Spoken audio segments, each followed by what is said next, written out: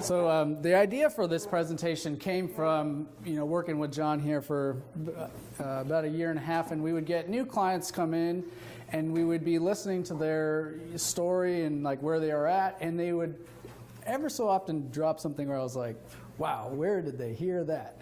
And it just got to where there was a few that I was like, man, we really got to set a lot of this information straight so that not only our clients, but people that come in here, we can really move forward on a more direct path. I kind of got the name Myth because I was watching Mythbusters, and sort of, the reason that I like that show a lot is because they're like nerdy scientists, kind of like me and some of the other people that work here, and we really look at the data so that we could sort of just disprove those rules of thumb. So I just wanted to kind of start with that. We are a quantitative, data-driven firm, and I think that's becoming more common. People understand this concept nowadays with all the technology coming on board, but I really wanted to give some really simple examples of really what this means. And so let's imagine that there's this really popular game show, and everybody's watching it. It's like Who Wants to Be a Millionaire popular. And this game show is very simple. You just get invited down by Bob Barker's twin, and you get to guess between door number 1 and door number 2, and whatever's behind it is the prize. Behind one door is a brand new car, new Tesla, and behind the other door is a microwave. Not so amazing. So this demonstration, I want to show what does it mean to be quantitative. If you were called down by Bob, how would you originally guess? There's no wrong answer, so it doesn't matter, right? It's 50-50. You have no information. So imagine you knew you were going to get called down today, and you decided the night before to go back to your DVR and watch the last 100 episodes and count, which one the car was behind, the left or the right. And you figured out that 70% of the time, the car was behind door number 1. Now how would you guess if you went down there? Door number 1, right? Exactly. But in the course of your research, you also figured out that ever so often, Bob's twin, he must have had a bad day fighting with his wife or something, and the days where he wore some weird purple tie, he would hide it on the right. Now, it's a little bit different information. Now, because you have information about what happened in the past, but you also have some information about what's happening now. So the guess would depend on what tie he was wearing, I guess, during that day.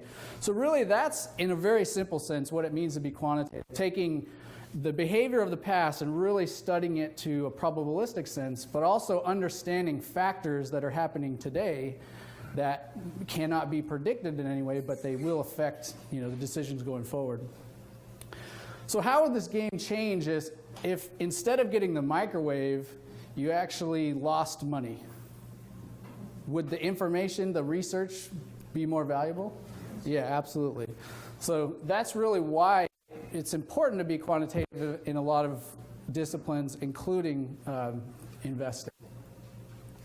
Another kind of, not really rule of thumb, but a common misconception that maybe makes sense just from a first glance is this concept of risk and reward. You think, okay, if I take more risk, I should get more reward, right? That's in a lot of ways in life, that's very similar. But in investing, it's actually very, very different in actuality. The real risk-reward concept looks like this. It's convex. It's got different meaning than just, I'm going to get more reward for more risk. There's actually very, very distinct instances where you can take less risk and get higher reward.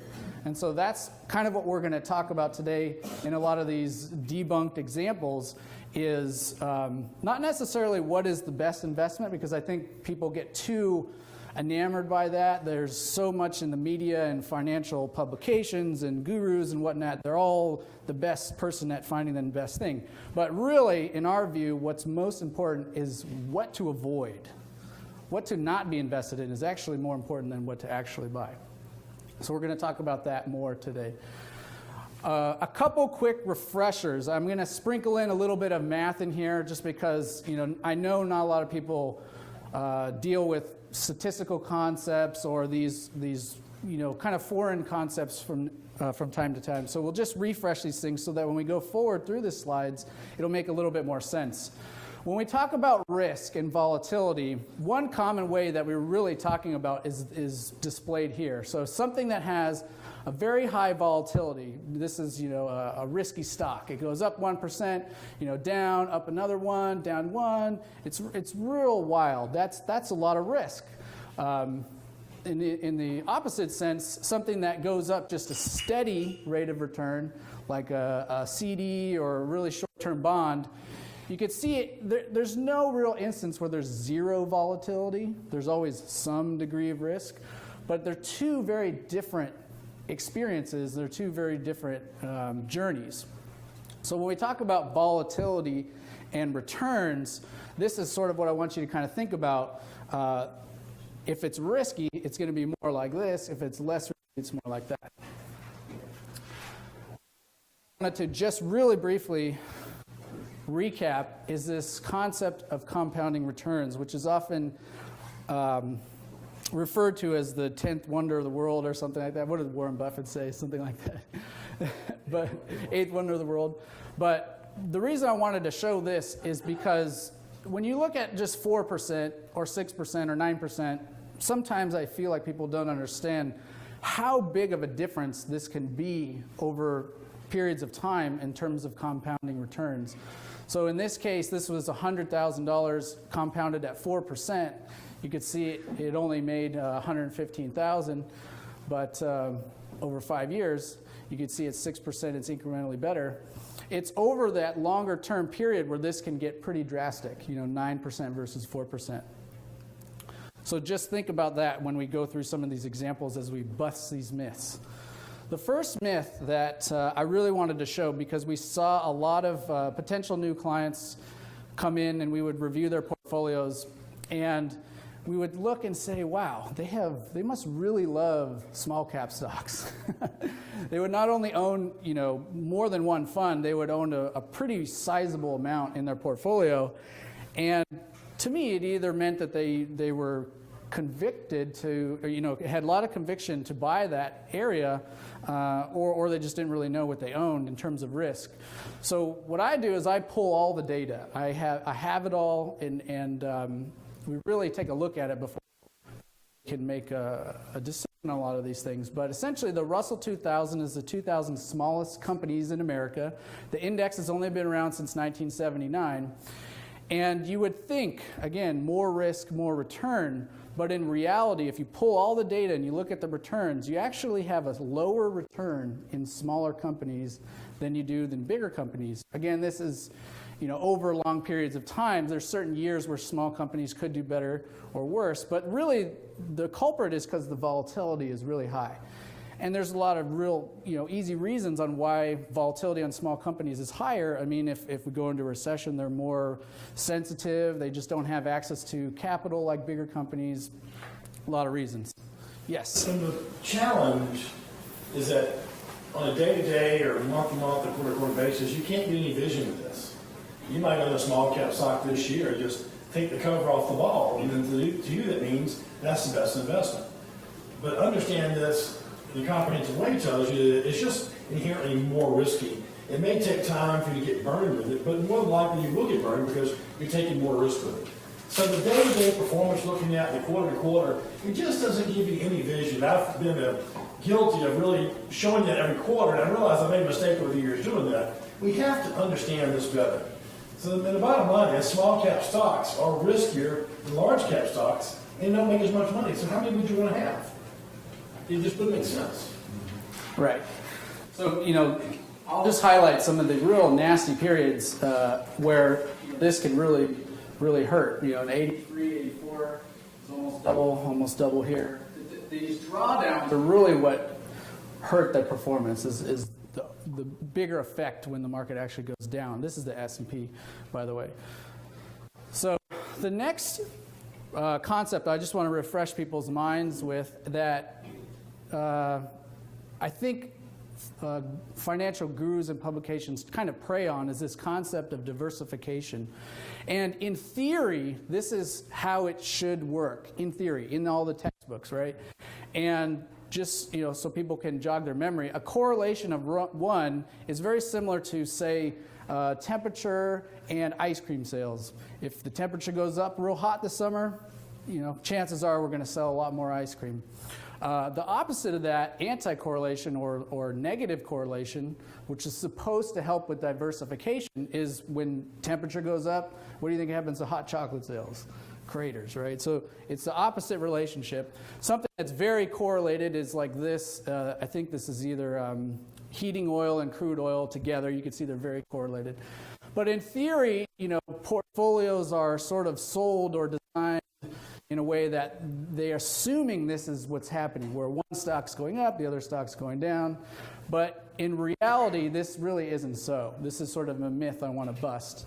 This is just the rolling correlation, so the correlation over time of foreign stocks to United States stocks. And what I find interesting about this is all the business textbooks that are still in their 10th revision being put in business schools today were all written in the 80s by Milton Friedman and all these people who won Nobel Prizes. And back then, correlations were low, meaning they did kind of move differently. European stocks go up, American stocks go down. But for the last decade, they basically go hand in hand. They walk together. If the United States goes up one year, then European stocks go up the same. So that's something I wanted you guys to be aware of. Same with emerging market stocks. They used to be very anti-correlated. Some periods they were not correlated at all. But over the last decade, you could see they're pretty correlated to United States stocks. So the idea here is, just as we notice a lot of new clients come in with small stocks, we notice a lot of emerging market and foreign stocks, and again, it's very, I felt like it was a misconception that they were diversified. Where, well, let me just say, there's going to come a day when diversification will not be the key word anymore. Right. Okay, but there's going to come a day that doesn't work. And to be diversified in the traditional sense assumes you know no better. That if you've got a playing field the size of a football field, and you know that half of it is in a treacherous bad way, would you want to diversify any of that bad part of the field? No, you wouldn't. But absent knowledge, you can put a little bit everywhere. So most of professional money management is done for the scores of people. They don't know you, they don't see you, they don't talk to you. And primarily, what they're really doing when they manage money is making sure they don't get sued. If they sue, they can defend themselves. So they do with these rules of thumb and investing, just say, well, we're fully diversified, but you tanked out. Well, my question today, why do you have me in oil and gas today? Why am I diversified in that area when it's doing so bad? Because you're diversified. You follow me? But it doesn't really make sense. So our whole philosophy is not to be mythbusted for the sake of being a mythbuster, just really to know. Right. Because remember, 6 years ago, I hired managers to manage your money, and I wasn't happy with how it worked. So this is one thing I heard over and over, and I didn't begin to question the diversification. When they, well, we know this is bad, why are we doing it? And the answer became, that's defensible. Right. Because the common knowledge was, rule of thumb was, you put a little bit everywhere. Regardless, like, if you're going to pick players for a football team, you pick, 10 random players from the major colleges without a tryout, it just wouldn't do as well. So what people don't often realize is that if you just look at the S&P, almost 50% of the sales of United States companies, the biggest 500 companies, are foreign sales. So you are already diversified in a foreign way. Most people just don't realize that. Only about, this is actually shrinking from day to day, only about 50% of the revenue to S&P companies is, domestic spending.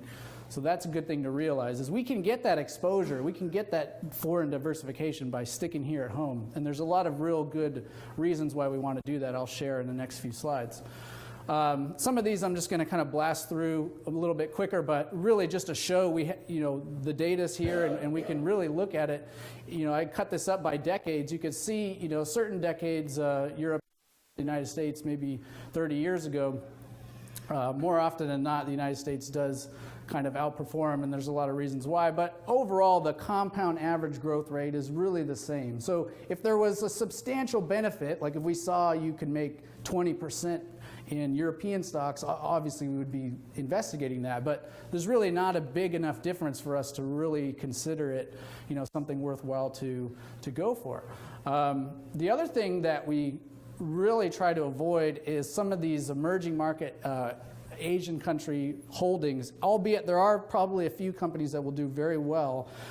People just don't realize there's a lot of these hidden risks that are embedded in this foreign investing that you're just unaware of. And I just wanted to pull one example. This is if you bought one stock in the Hong Kong exchange, you have to pay a minimum $300 brokerage fee. You have to pay a stamp duty of 1% of the purchase price. You have to pay trading fees to the exchange, another transaction levy, which I have no idea who that goes to. Total, this is what you have to pay just to buy one share of stock. That doesn't exist here in America. So there's this added kind of friction that can really just be avoided by not having these positions. The other things too that are hard to quantify, but I just want you to know they exist, is obviously currency risk. For example, if you owned any Venezuelan stocks this last year, their currency just collapsed. It's down 90%.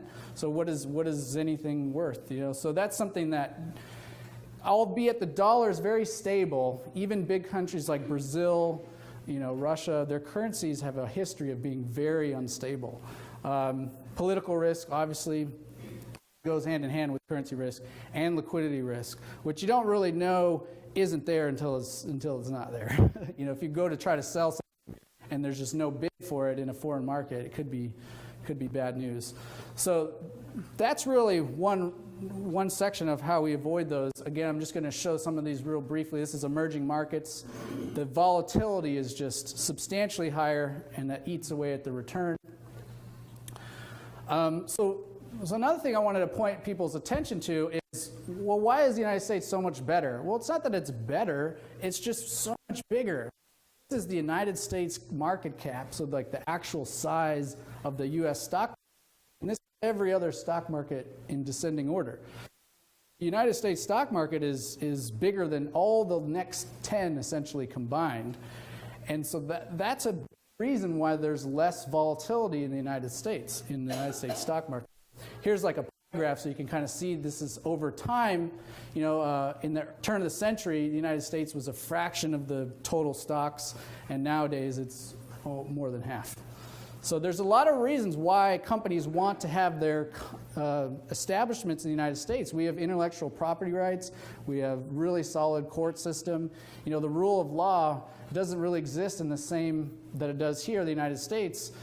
For example, Apple's starting to hint that they're going to move some factories back to the United States. Foxconn just announced a factory in Missouri. And the reason is because all their IP is just getting completely stolen in China. So just one reason why. Another thing that we've already talked about, and we'll actually talk about more when Chris Kaufman comes in November, is like portfolio construction. So the reason that we don't own a lot of companies is that we can get the same amount of risk by owning a few and really concentrate our focus in a couple things. If you were to just take one stock and put all your money in one stock, obviously you have very high risk, right? But what people don't realize is once you get past about 20, 30 stocks in your portfolio, you have mathematical same risk that you do as 500 or 1,000 or 3,000. It's mathematically the same. But you don't have any greater likely rate of return in them, so right. It's not equal. Right, and so we'll talk about that next slide. But essentially, even Warren Buffett talks about this a lot. He says, wide diversification is only required when investors do not understand what they're doing. So that's Warren himself. This is a little bit technical, but I like to throw this in there for some of the engineers in here. This is a really cool study that I love to show, and this was done by Edward Thorpe, who's a famous hedge fund guy. And he basically took a computer program in the 80s and he said, let's make 100,000 just random portfolios so that it's not biased to the stocks. And let's just vary how big those portfolios are. Let's make portfolios of only 10, 15, 20 stocks, so on and so forth. And let's just measure the probability that that particular amount of stocks can beat the S&P over that time.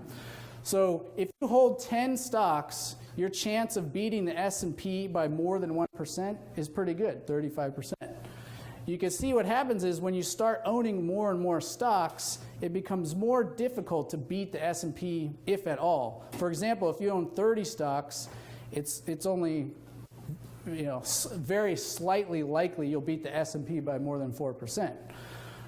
If you own 100 or if you own 200, it's the same thing as owning the S&P. So the reason I wanted to show this is because I feel like some people, when they come in, mostly just new clients or prospective clients, they have 15 funds, and they don't realize that they could consolidate that, they can concentrate what they're trying to do and achieve the same goal. So that's moreover what John was talking about in terms of risk. Also, this points out to how we can get excess returns, which we'll show later in the presentation, but it's really just not possible to get huge excess returns over the benchmark if you hold a lot of companies. So, real quick, how many Yeah. do we try to make? We stay in between this zone here, between 25 and 30, depending upon the market conditions. And then that's true, that could change to less at the right time. Right. So at the right time, we could own as little as 20 stocks. Right. It has to do with risk. We're trying to maximize the lowest amount of risk for the condition. So we should have probably signs have shown about these different markets. It's not that we're precluding those markets. Right. We're saying we'd rather take the least amount of risk and the most juice out of that lemon before we go take more risk. Right. And you're handpicking these stocks, We are not. not just random. Oh, this is a random study, but in our portfolio, we have an algorithm that does it. It's not handpicked in any sense. Chris Kaufman, more selective. Chris Kaufman, the scientist who builds our algorithms, he's going to be here in November, mid-November. And I know we had him scheduled last year. It was during the flooding, so it was kind of bad timing. So we're going to have him come again, and he's going to talk a lot more about how that process works. Yeah, I'll wait the November meeting because it'll be really quite more. And you could see a lot of this stuff is geared towards the mind of a physicist, because that's kind of who we work with, these brainiacs. Another myth that I think gets thrown around a lot, and it has to do with these target date funds. We get a few clients come in with their 401ks, and there's this new product out called a target date fund. And I wanted to kind of show a few reasons why these things really need to be looked at before you put full faith behind them. One is bonds. They're sold as being safe, and yes, the U.S. Treasury bond has never defaulted, but they're not without risk. You can see that Treasury bonds, this is basically your 15-year over, have a very solid history of being pretty wild. During Volcker, they're down. Even during the election, bonds tanked pretty hard. So that's sort of a myth that I really want people to realize, that bonds aren't really as safe as they are mathematically, as people think they are. Another thing, too, I'll point out is this whole real estate infatuation. There's only been one time or two times in history where there's been like home flipping popular in the United States. One was the Florida land boom before the 1920s boom period, and then the last recent decade.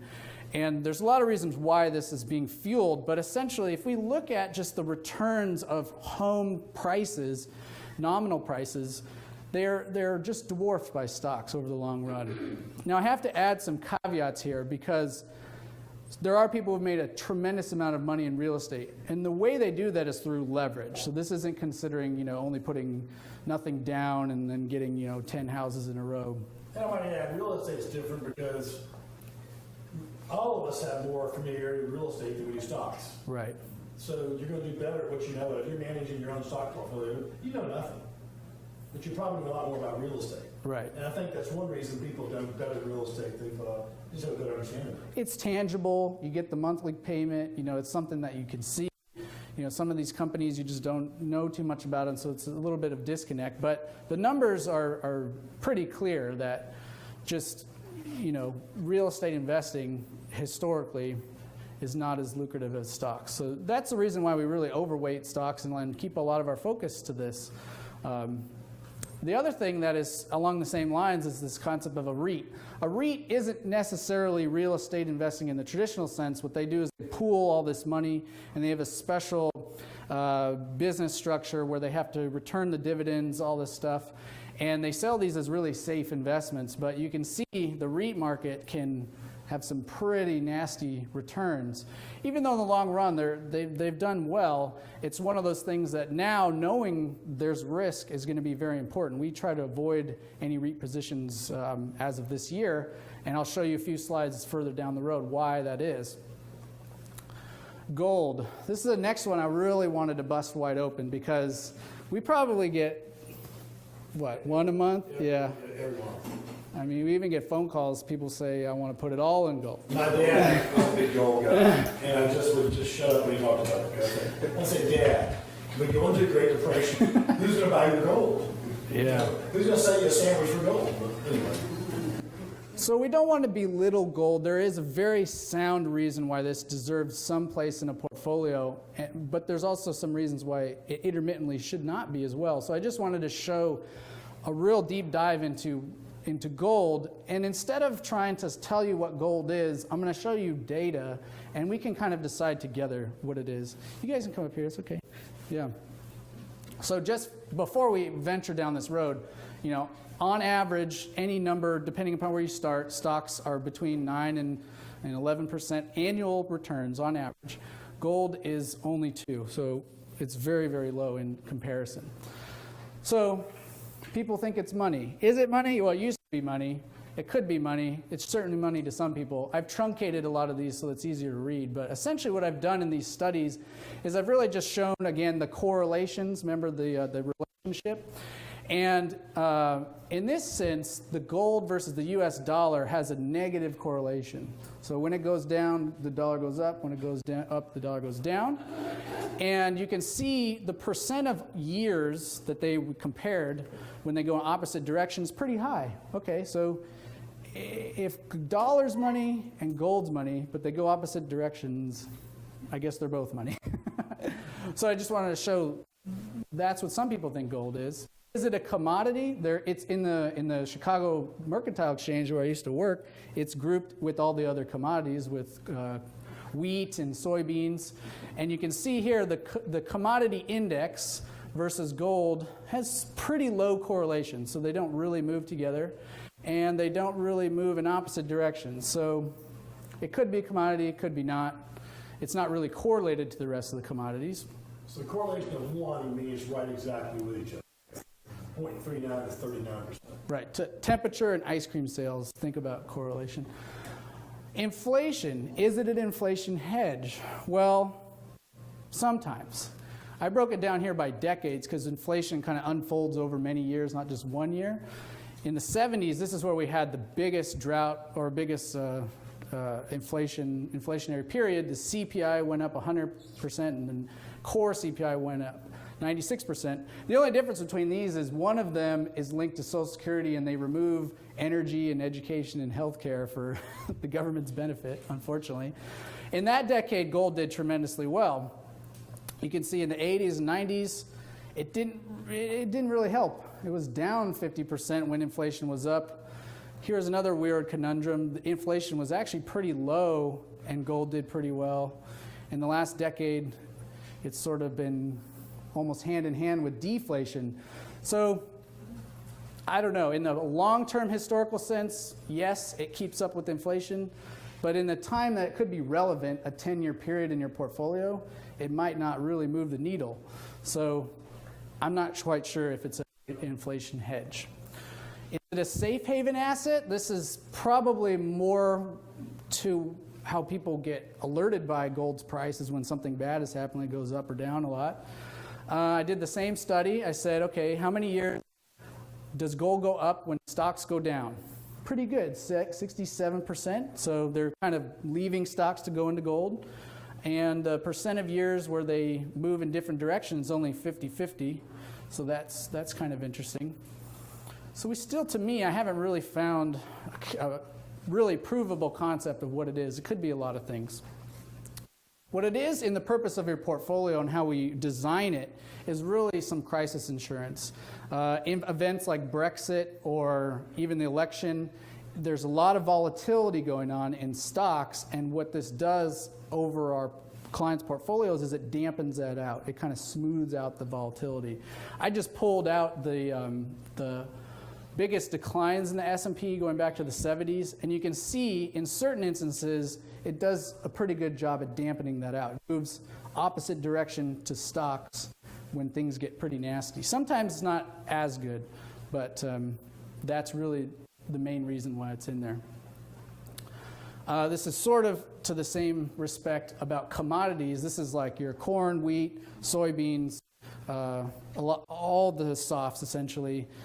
There's a lot of funds out there that are pitching this stuff, and we see it sometimes. It's not so much anymore because commodity prices aren't up, but these funds really are a drag on our portfolio. They're not, you can see they don't keep up in any way with inflation, and they just don't really move. So they cost a lot to be in your portfolio. We had a few prospective clients with these, and I think they were just unaware of what they owned. And to own that type of commodity, there's so many layers necessary that it's really not efficient. If you really thought inflation, energy prices were going to boom, the best place to be is just in energy stocks, really, Exxon and Chevron. So I just wanted to show you guys that. A lot of these product salesmen, they come up with just, these real slick ways to try to convince people that this is a good part of the portfolio to be diversified in. The next one is cash is safe. Yes and no. You remember, inflation historically is around 3%. And what that means, bottom line, is $50,000 in 2012 buying power, if you spent all that during that year, is actually going to take $90,000 of that same money to buy those same goods in 2032. So just leaving it in the mattress or leaving it in a CD, not making it at least 3%, it might not be the safest thing for your goals or your accounts, but it's just something to be aware of. You have to keep up with inflation. This is another one I saw the other day. I thought I'd throw it in here. And I think they're pointed it at you guys. The boomers retiring are going to cause a crash. I didn't even find 2 books on this. There's actually 3 more, but these are the ones that have bestseller stuff. Look at national bestseller. So what is this guy selling? Well, yeah, exactly. The book. Yeah. So, appreciate, I've been on the other fence of this many years ago. So, as a young advisor in practice, I was wanting to do the best job I could. And the people that called me were very convincing. I mean, they've really got a story to tell. And they sound so good, I just believe these guys knew what they were talking about. And I went to a meeting, and like I said, I paid a lot of money to be a member of this guy's class. He was an economist. And he had all these books out, some very, very good stuff. Well, when I lost faith, it was when I went to his first big meeting. And it was very, very interesting. When I get there, there's probably 300 men and women there, all advisors, that paid him $6,000 a year for his consultation. And his whole presentation, the entire hour, was how to scare your clients to death. Yeah. All these bad things going to happen. He told me here 5 years ago, or 6 years ago, I sold my house, real estate's going to crash. I'm renting from now on. And when it crashes, I'm going to buy cheap. And he made one prediction about 15 or 20 years ago that was right. And that all these TV stations interview this guy is for a prediction that was right 15 or 20 years ago. Right. And I don't get near as many people calling on me as I used to because of the nature of my business. I'm not exposed to it, but I can see it from a consumer standpoint where it would be very, very difficult because these guys sound so convincing, but all they are is a professional sales team. Right. So, and I learned when I started asking enough questions, they didn't know anything. Do you guys see this at all? I mean, this is just one example that I've noticed, but I find this to be reformulated in many ways to try to sell many different types of things, not just financial products. Yeah, it's always about selling a product. Right. A product that you want to sell, but to scare your clientele to death. And I said, my Lord, I said, how do I cancel a membership? I didn't say, my Lord, I said, how can I cancel this? Yeah. You can't. I mean, you signed a paper, you're there for 2 years. I paid for 2 years worth of fees and ended up the next email. So that's a huge myth I wanted to spill. I deal with real estate, and you got the same thing in real estate. Yeah. Same thing with gold. I was one of those who wanted to get totally in gold, and John was the one sat down and showed me the stock market versus gold. I said, I don't want gold then. Yeah. But gold, there's people that, advisors that gold, they feast on fear, and they make a lot of money. Yeah. And they just. I think the whole industry feasts on fear. Right. I think the whole industry, I think it's done that on purpose. Yeah. To scare people rather than educate them. That's why we have these classes educating. But because they're to sell typically a product, they don't charge a fee, they get a commission. And this guy here, all these books, and they amazed me was, I'm in a room with at least 300 other advisors, and I'm the only one questioning this. Reading lunch, I'm saying, can you believe this CRA fee? I said, I believe this. I don't possibly believe what he's saying. I said, you actually sold your house? Oh yeah, I'm a renter now. That was 6 years ago. I guess that didn't work out well. Yeah, So the bottom line with this one is just really disregard it. I want to show just a few different, or one study, a couple data points of why this is completely false. This year, if you go to USA Facts, there's so much data on this now. 10 million people will enter the United States this year on a visa. That's students, workers, anything. And their estimate is over 30 years, this mathematically will double the United States population. And I'll show you why that's important. We showed last presentation that the world population is going to hit approximately 9.9 billion by 2050.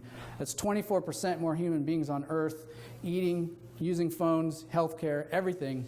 And one study that goes to this correlation concept I just wanted to briefly highlight was done in, I think it was 2011, but these guys did a pretty interesting job, the London School of Business. The last statistical refresher that I'll keep in your mind, so if you ever see something and you read about this regression, is what us data scientists use to try to explain what's going on inside the data. And how this works is R squared is between 0 and 100, again, just like correlation. And when it's a 0, it means one thing doesn't explain the other. Temperature and how many kids show up to school. Yeah, they don't really need to explain each other. Well, when it's 100%, it means that one thing explains the other, like rainfall and how wet the sidewalks are. It's a given. So this is a common myth and misconception even really smart managers aren't aware of, is they think what I have at the bottom is GDP. That's just economic activity. They think the most common misconception is when GDP is really high, stock prices are really good as well. Well, this is a study done with not only the United States, but 10 other countries, I think. And you can see this R squared is really low. So that seems really weird, right? How is GDP going up affecting the stock market? That's just how it is. What is a potentially better descriptor of stock market returns? Population growth. So it's not 100%, but you can see population growth, when it booms, as it's happening right now, equity returns go up. And that's just consumption. That's what John really tries to reiterate, is the bottom line is more consumption. It's just that basic. Right. The market is representation of consumption. So if we have a great population decline, the market has real problems. But if we have 25% more people here over the next 50 years, I'm confident this market's going to continue going up. And the biggest fallacy I hear is, oh my gosh, the market's at an all-time high. Well, so is population growth. It's going to continue to be higher. Yeah, some of the things that I found I wanted to just show to explain how this is a lot about technology, but a lot about medicine and other things. I mean, all these things happening at one time are the reason why population is really exploding. Extreme poverty is dive bombing here. Basic education is exploding.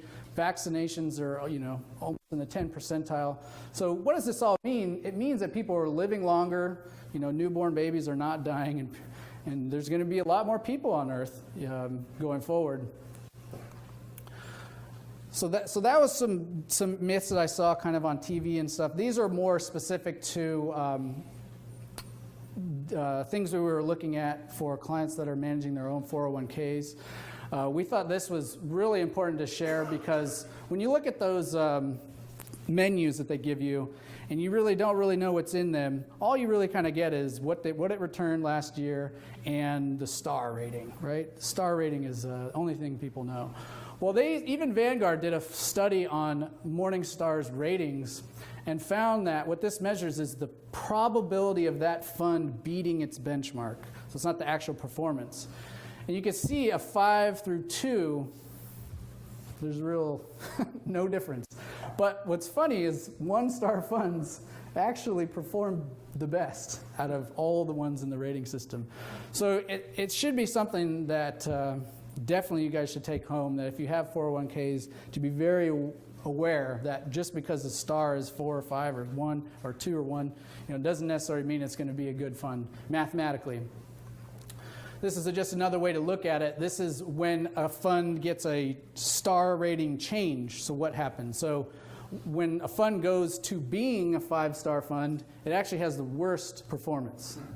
And when something goes to being a 1-star fund, it actually has the best performance. So it's completely opposite. You see how counterintuitive that is, though? Right. Where it can naturally confuse you, right? You're buying a 5-star fund here, all the possibility. What can I do? I'm doing the best thing you can do, and yet I'm losing. And you just don't know. Yeah, it's kind of an interesting myth.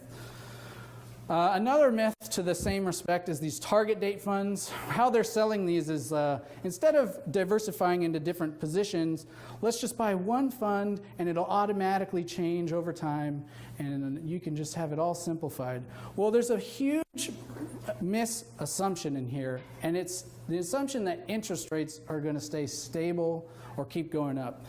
What happens in these funds is they say, okay, when you're 50, you hold 60% stocks, and when you're 60, you hold 50-50, when you're 70, you own 30% stocks. Well, the rest of it's going into bonds. And like I showed you, bonds might not be very safe in the future. Nobody knows. And that's what these things really assume. They assume that when you're older, yes, you want to take less risk, but those might be very risky investments. This is just something that I wanted to share with you, where it's a comparison of if you had poor returns over the first part of your life, and then if you had great returns over the latter part of your life versus the other way around. That compound effect into the latter years can be pretty drastic. If you avoid performance, if you avoid that risk, your vector, your difference can be really huge. So it's not that you want to be completely risk adverse or completely all in on risk, but there's a huge bogey there that could be not attained if you avoid risk too much. This also speaks to our distribution order, which you're not terribly familiar with as a client, but Alex and I work on is making sure that when you get your income on a monthly basis, you get it from the most efficient asset. Right. So we're excluding the market from our decision-making process. We're not going to have to sell a stock and have it potentially be down, but also a stock that can make more money than a bond long-term as well. So that's something we do on a daily basis here that really helps mitigate your risk and compound your returns in addition to the investment you have. And I just don't think that gets enough recognition. I'm doing a class at doing LSU recently. I got a remarkably interesting tax class I do, and on that, one of the slides I put in there shows the impact of sequential return. And by the way, that class I'm doing again at the Louisiana Culinary Institute the last part of the month. And if you'd like to come to it, let me in on the staff and maybe an invitation to do it. Well, let's go here first. The deficit will cause a crash. I hear this all the time. And as economics major in college, you kind of read that they allude to this, but in all honesty, if you understand the banking system, there is no debt ceiling. There is in political purposes, but there's always been more debt, and there always will be more debt because the system needs it to operate. It can't go forward. It's basically like the oil in the engine is bonds and fixed income debt. Today, this was Q1 2017. There's $217 trillion worth of debt. There really is no debt ceiling. If you ever see that, or if you ever hear that, you just know it's completely false. This is the actual deficit, and the interesting thing here is that when the deficit is really high, or no, this is a surplus, that's actually right before you get a recession. So it's almost when it's doing the best you think that it should perform better in the economy, but it's really when you have the worst deficit, you come out of the recession. So it's sort of counterintuitive, but essentially it's reactive to the economy. But you're going to hear a lot about this in the news now. Okay? Right. This guy that wrote this book, he talked about how debt was going to tear us up and like that. And Yeah, they're going to use it against ammo to get any tax stuff done, and it's really not true. Yeah, it's really not true. Well, in the major factor, like say the percentage of the GDP, Right. That's a measure of your ability to pay it back, kind of like your income. Exactly. It's that. So as long as it's reasonable with the GDP, it's really no concern. Absolutely. in Europe, there's been country after country after country they declare bankruptcy every time. Because they can't pay the bill, right? I'm actually going to show some examples of that further down the line.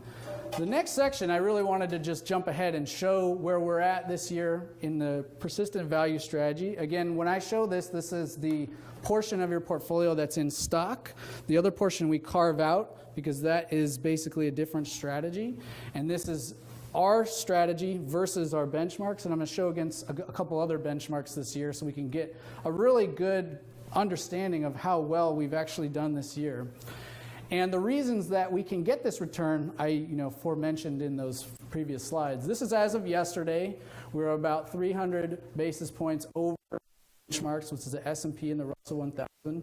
Again, we're using these stocks in our portfolio, so the biggest 1,000 stocks. And give the relevance of that performance. So the relevance of this is I wanted to show, let's see, okay, we beat the benchmark, but how do we do against our peer groups? Well, I wanted to pull some examples of some similar type managers that people would probably know. This is Warren Buffett this year. He's not doing too good. He made a couple big buys, but his fund is so big that it's just really hard for him to get excess returns, yet people want to invest in Berkshire Hathaway. Another real similar type strategy to ours is the Yachtman Focus Fund. They, again, concentrate their investments. This guy actually won Manager of the Decade by somebody, Barron's. And we're doing pretty good over him as well. So we know we're beating our benchmarks, and we know we're beating our peers. I also wanted to show, just for fun, the hedge fund indexes, because I used to work in this industry.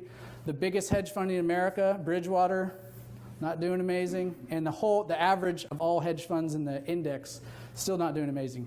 So we're doing very, very well this year. I want you guys to know that. Since inception of the strategy. Yes, yes. And that's not by taking any more risk. You can imagine that graph again. We're not only buying, 3 stocks. We're mathematically putting ourselves in the same category as the index. And we have 2 safety levers. One is on each stock. So we have a price where if it goes down, we're going to sell it. And the other is on the market as a whole when we get out. And that indicator typically precedes the market as of when you get out by 9 months or more. That's exactly what I'm going to talk about next. So we're in this really great boom time. Stocks are going up. We're growing our accounts. This is amazing. This is what we live for. But we need to start thinking about how and when this gets de-risked, or when we will implement risk management. We will underperform sometimes. I don't want you guys to think that it's always going to be gravy, and that is by design. There will be basically 3 scenarios where they might come in for your meeting and we'll say, gee, we're behind the S&P, but that is for a specific reason. That is the cost of risk management. So scenario 1, we might be behind the S&P or underperforming, is if the economy in our model starts to really go down and yet the stock market keeps going up. Sometimes, actually often, that can happen. I'm going to show some examples. Another scenario this will happen is just if after a decline or bear market, this actually happened last year, 2015, the stock market starts going up and we just don't have the data that proves that it's a solid economy to be back in. So we'll be basically missing out on those gains. Another scenario, this would probably be the most frustrating for us, is because in a sideways market with a lot of volatility, that risk management might work against us to some degree. But really, that is the cost of safety for those big potential drops, okay? So it just requires these things. We'll talk about those more in meetings when you guys come in, because even though it's not really expected to happen, we want to start this dialogue now so that when it starts to, you guys know why we're doing what we're doing. I've only showed this period in previous meetings and previous when you guys come in. But this is one of the risk models that we use. This is what Parallax helps us create and monitor. And what we've done here is we've modeled the economy as this orange line. This orange line, it represents a lot of things that are very sensitive in the economy, like credit card default rates, car sales, home sales. It represents a lot of things that will start to go down way before the Federal Reserve, calls a recession. And so if you can imagine this orange line, this is the speed in which we're driving down the highway, 65 miles an hour. So if it's going up, we're going 65 miles an hour. How we get a signal from this to get out of the stock market is how we measure the acceleration of the economy. So imagine you're on the freeway and you see a big truck. You need to get ahead of it. Well, you slam on the gas, right, to speed up. That's this line here. That's acceleration. So that's a speed change. Now what happens is when we measure this second derivative, this vector of the economy, it's getting off the freeway. It's letting off the gas. And this, in our model, has signaled a recession on average about 9 to 10 weeks. So we can get a pretty good lead time before it actually happens. And that might be 9 to 10 weeks, and we're not making money and the market's going up. So John, why are we in the market? The more we're in, the more it's because we have a broader respect. Absolutely. I mean, you can see in these times that it really paid to just step aside and let the cycle play out. I throw in some statistics on what we kind of expect just looking at the past.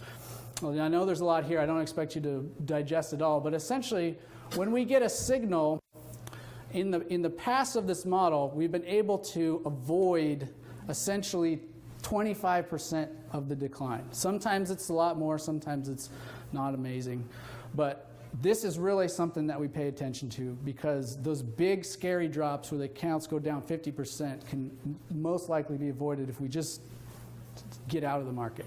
But that's not actually 25% of the decline. It's the decline of 6. Right. And we're avoiding 25. So we can't pinpoint the actual high of the stock market. It's impossible to do that. I don't care who says they can. It's really mathematically improbable, but we can get out of the meat of the decline. We know we can sidestep the big portion. So that's something that, if it starts to happen, we're going to be communicating that through emails and also through your meetings. And you'll just see naturally you'll hold in your portfolio less and less stock. You'll just have a few stocks and then maybe no stocks. And I don't bet often, but I'll bet you my car, your advisor won't be doing anything at this point in time.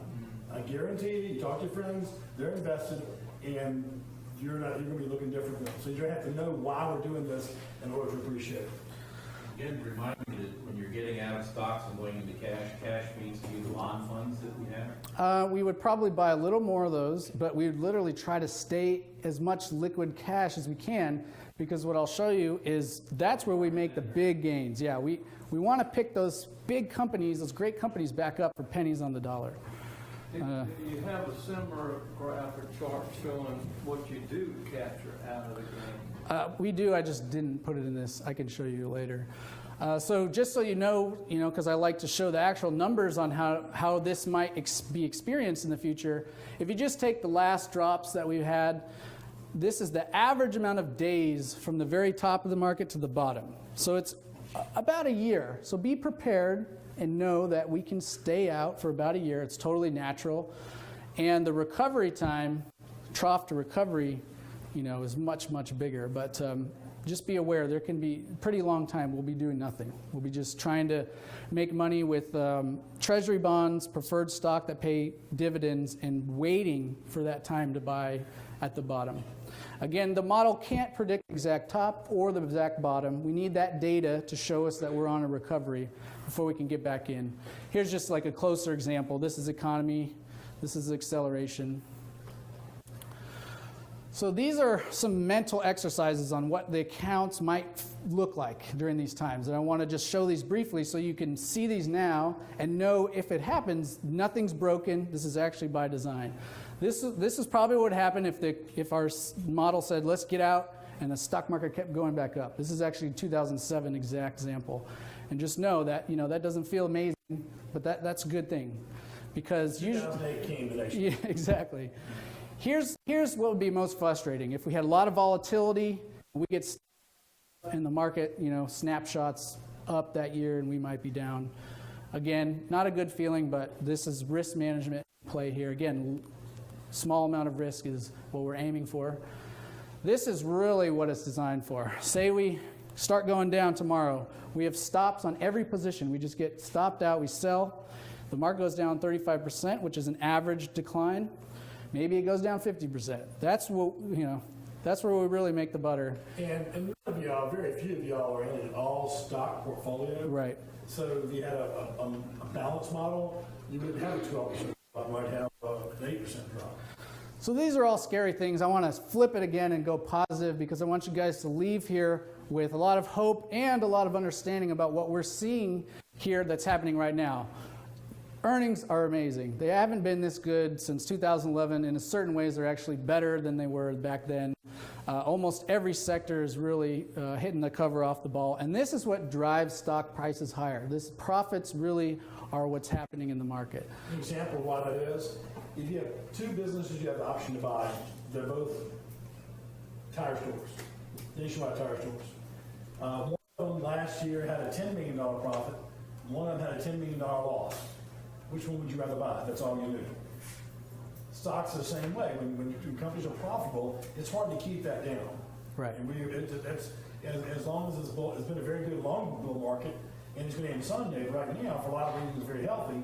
And I do believe if they come out this summer or fall with a tax package, it's going to really put our fourth quarter into a very, very good position. Right. So this is very good going forward. Economic-wise, we are in the third longest economic expansion in history of the United States. Doesn't mean we're going to end tomorrow. We're just getting up there. We're getting close to the record. It's not a bad or a good thing. It just is what it is. If you want to visualize that, we're pretty much in this zone, meaning this boom phase could most definitely be ahead of us, and I'll explain what those boom things could be. And by boom, I mean usually it's the internet bubble or the housing market. There's something that just takes the market by storm. It's going to change the world, and the market usually runs away with that. So I'll highlight some of what those things could potentially be we're looking at.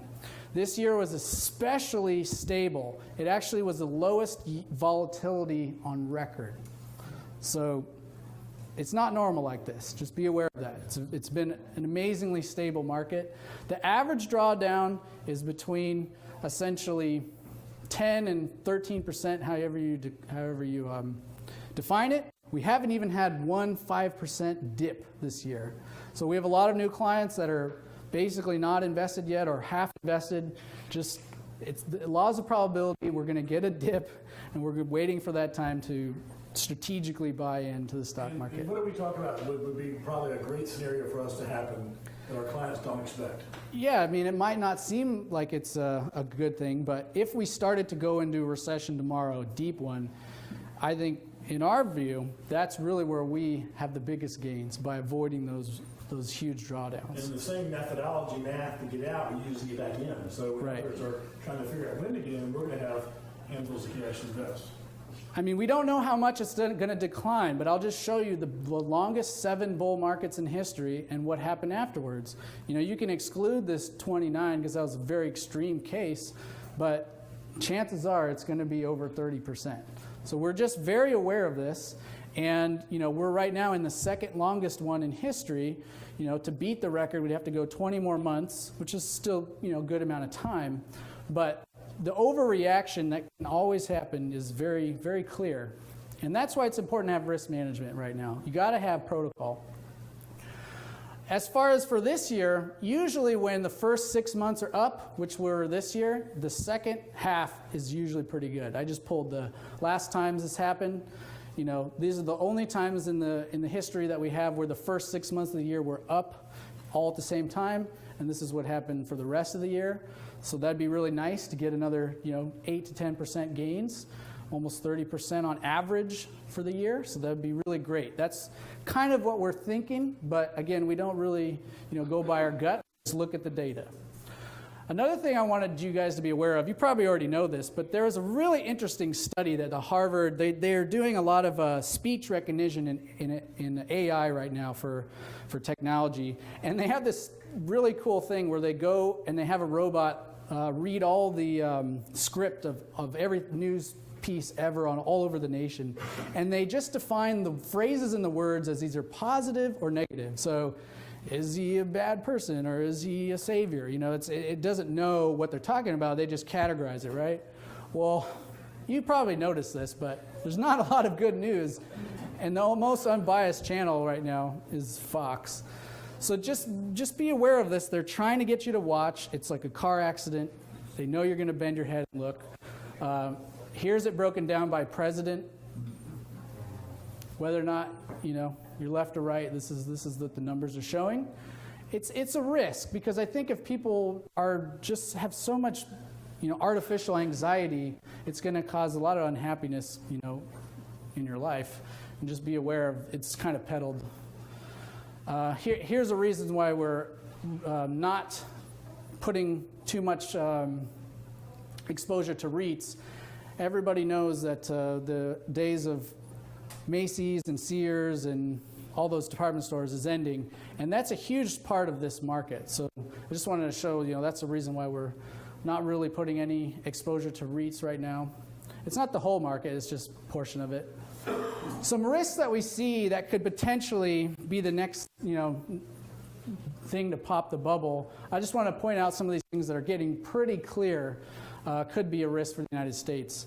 Australia has gone 25 years without a recession. That's like a full generation without ever having a recessionary period. And the housing markets are dwarfing the bubbles that happen in the United States. Again, remember, there's only about, you know, there's less people in New Zealand than there is in Los Angeles.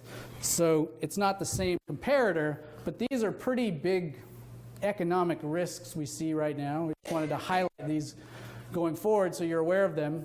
Again, what you talked about, the debt to income ratio, how much debt you have to how your ability to pay it is really what it matters. And so these two countries, this is one reason why we kind of want to avoid foreign stocks right now. These are big things that could really affect those areas. This is a really funny statistic. 2% of the entire GDP of Canada is real estate commissions. So just trading houses is a significant portion of their entire economy. So if that isn't a bubble, I don't really know what to tell you. That's one place that we really want to be aware of. I don't think it could spill over here a bit, but I don't think it's a huge risk. The United States is in much better shape. After the 2006 thing, you know, it kind of scared people to take more risk than necessary. So we're actually, in terms of our average household debt to income, we're actually below average, so pretty good shape as a nation. So that's something I want to point out. Here's your Amazon versus department stores. The last thing I will leave you with is some really exciting things that I just wanted to tell you about that we're watching. These aren't really companies that are ready to be invested in yet, but these are basically could be the next boom period. This was a study done by, I think it was Business Week. These are all the jobs, and I know it's hard to see, that could potentially be completely replaced by a robot. So cashiers, retail, office clerks, nurses, janitors, stock clerks, bookkeeping, tractor trailers, some teachers, teachers' assistants, accountants, security guards. These things, they're making robots job. So just be aware of these. These are changes that are coming that you have to be aware of. Here's a good example, or here's a data point. We're actually making more things in the United States with way less people. It's all robots. One thing that you'll probably see before you see driverless cars is this concept of Peloton shipping, where one truck is going to have 3 people in the front, and there'll be 6 cars behind it just following automatically with nobody in it. Maybe there'll only be 2 people, who knows. The other thing that's, I think that'd be pretty cool. I mean, you'll see this in big long routes, but they're already starting to do that.